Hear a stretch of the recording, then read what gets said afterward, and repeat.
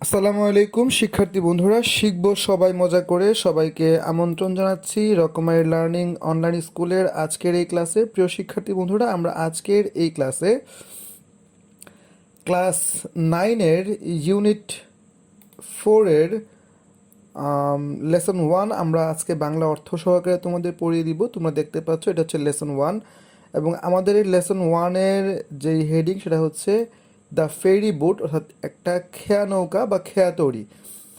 তো এইখানে আমাদেরকে নাম্বার সেকশনে বলা হয়েছে look at the picture and answer the this question. বলছে লুক অ্যাট দ্য পিকচার, মানে ছবিটির দিকে তাকাও এবং অ্যান্ড অ্যান্সার দিস কোয়েশ্চেন।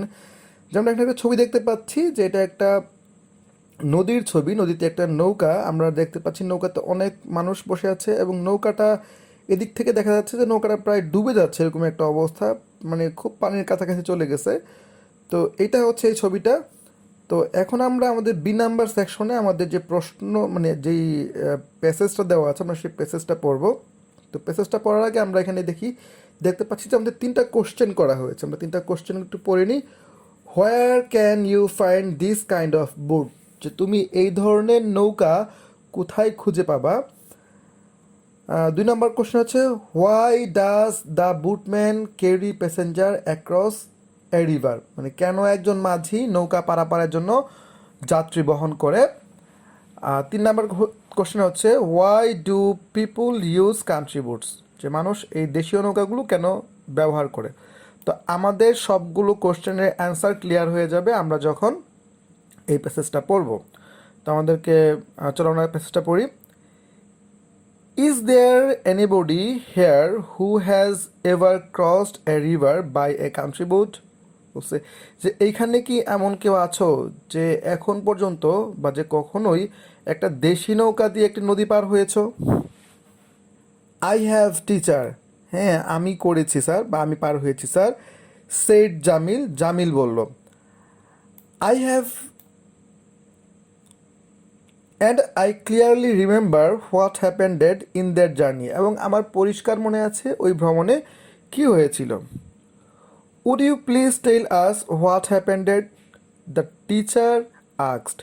শিক্ষক জিজ্ঞেস করলো যে তুমি কি দয়া করে আমাদের বলতে পারবা ওই দিন কি হয়েছিল। ওকে টিচার, হ্যাঁ স্যার ঠিক আছে।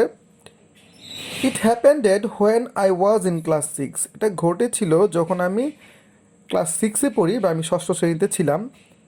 অন এ উইকলি বাজার ডে, একটি সাপ্তাহিক বাজারের দিনে, people were coming back with their shopping bags and basket in hands, on shoulders and had, যে মানুষ তাদের বাজারের ব্যাগ এবং ঝুড়ি তাদের মাথায়, কাঁধে এবং হাতে করে বাড়ি ফিরছিল।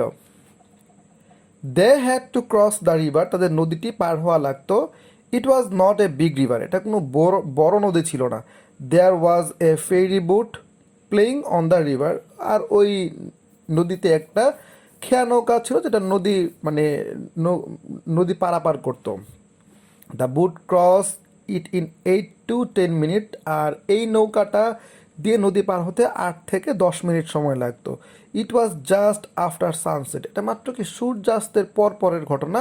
The weather was getting bad, আবহাওয়া খারাপ হতে শুরু করলো। The wind started blowing from the north west, আর উত্তর পশ্চিম দিক থেকে বাতাস বইতে শুরু করলো। Black clouds were moving fast in the sky, আর আকাশে খুব দ্রুত গতিতে কি কালো মেঘ ছেয়ে গেল, বা কালো মেঘে আকাশ ভরে গেল।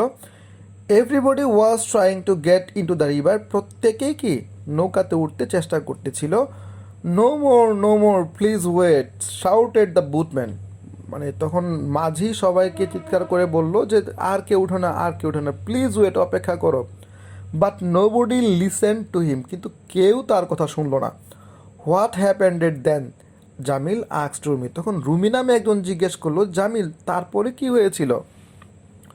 With too many people on board, যে ওই বোর্ডে অনেক মানুষ ছিল।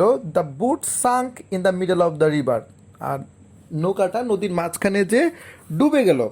রিপ্লাইড জামিল উত্তরে বলল oh no what happened then ask the teacher, তখন স্যার জিজ্ঞেস করলো যে তারপরে কি হলো। থ্যাংক গড, আল্লাহ শুক্রিয়া, দেয়ার ওয়ার নো ক্যাজুয়ালিটিস, সেখানে কোনো দুর্ঘটনা ঘটে নাই, কোনো হতাহত ঘটে মানে প্রাণহানি ঘটে নাই বা হতাহত হয় নাই কেউ। All the passenger swam to the other side, প্রত্যেক যাত্রী সাঁতরিয়ে অপর পারে চলে গেল।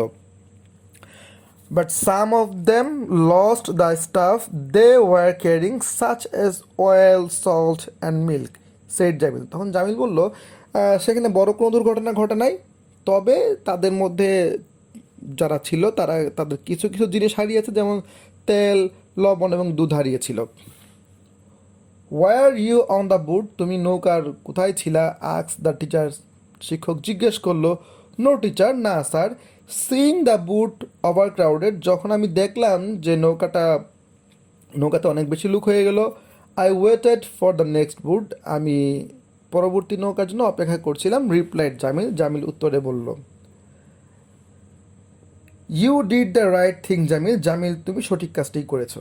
তো আমরা এই প্যাসেজ থেকে বুঝতে পারলাম যে জামিল নামে একটা স্টুডেন্ট যে এখন ক্লাস 9-এ পড়ে, তো তার টিচার তাকে ক্লাসে জিজ্ঞেস করলো, তার টিচার একদিন ক্লাসে জিজ্ঞেস করলো যে তোমরা কেউ কি ছোটো বা দেশি নৌকা দিয়ে কখনো নদী পার হয়েছে না? তখন জামিল বলে যে স্যার আমি পার হয়েছিলাম এবং আমার স্পষ্ট মনে আছে তখন সেদিন কী হয়েছিল।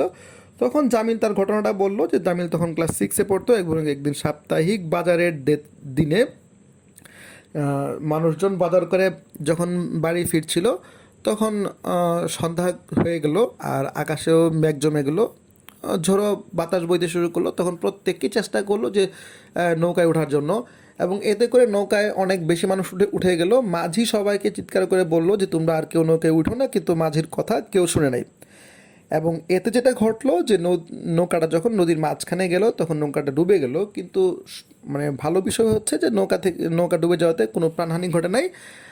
তবে যাত্রীদের মধ্যে কেউ কেউ তাদের কিছু জিনিস হারাইলো, যেমন কেউ লবণ হারাইছে, কেউ তেল হারাইছে, কারো দুধ হারাইছে, এই ছোটো ছোটো জিনিসগুলো হারাইছে। আর যাত্রীরা সবাই সাঁতরে ওপর পাড়ে চলে গেছে।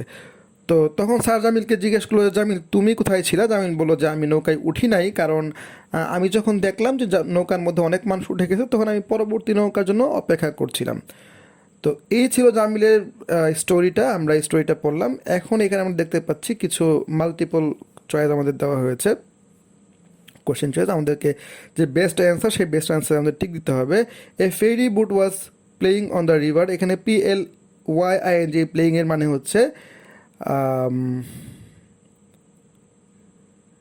এই যে ট্রাভেলিং অ্যালোন এ রুট, যে একটা রাস্তায় কি চলাচল করা।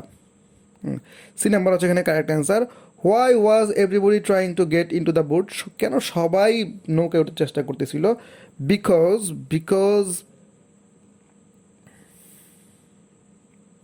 ইট was going to be dark and stormy evening, এটা কি অন্ধকার এবং কি একটা ঝড়ো সন্ধ্যা হতে চলছিল। The boatman requested the people to wait because, নৌকার মাঝি সবাইকে অপেক্ষা করতে বলছিল, বিকজ দ্য বি নাম্বার হচ্ছে correct answer. The boat had already too many people. 4 number হচ্ছে with too many people on the boat the boat sank. Here the phrase on the board mean হচ্ছে on A wooden board, এটা কাঠের নৌকা। হ্যাঁ, 5 number হচ্ছে there were no casualties, there were no casualties means হচ্ছে এখানে A number হচ্ছে correct answer, nobody died. 6 number হচ্ছে the boat was overcrowded, এখানে ওভার ক্রাউডেড মানে কি? ওভার ক্রাউডেড মানে হচ্ছে